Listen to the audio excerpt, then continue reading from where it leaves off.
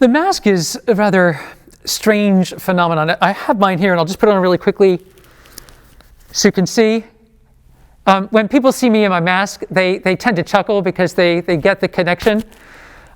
This was made for me by a friend of my sister-in-law's, and I wear it, one, for humor, so that people can feel a sense of relief and a sense of joy when they see me, being the representative of Christ for their parish and also here on earth, but also just to let them know that we can find joy even in the greatest struggles.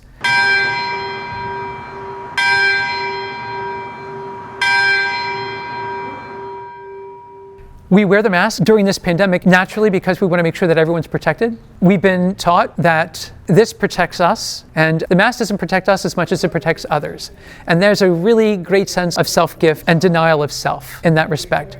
And so the more that each of us wears our mask, the safer others are. We recognize how necessary it is because we're all about protecting and sustaining human life. So when the CDC, for example, or the Pennsylvania State of Health here in our state, encourages mask wearing, and we're going to do it because it's really something that's fundamental to really protecting human life. So that's important.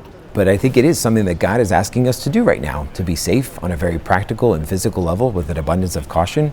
A lot of doctors have said that's the safest way to prevent the spread of disease right now. It might even help our flu season ahead.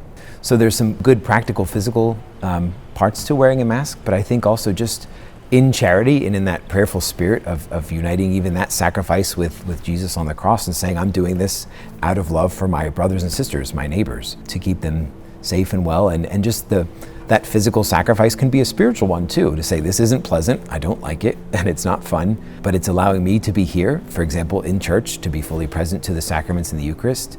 And it's something I can lift up for those souls in purgatory or those most in need, as a little sacrifice I can do along with something else that I might be doing in a prayerful way. And we are reminded too that in the church we are called to protect others, certainly bodily, but also spiritually as well. And if we can do a spiritual work of mercy by denying ourselves for love of others, it also helps with the corporal work of mercy. We're not called to be masochists, far from it. What we are called is to take what is an inconvenience and a discomfort and take it with love for the gift of others.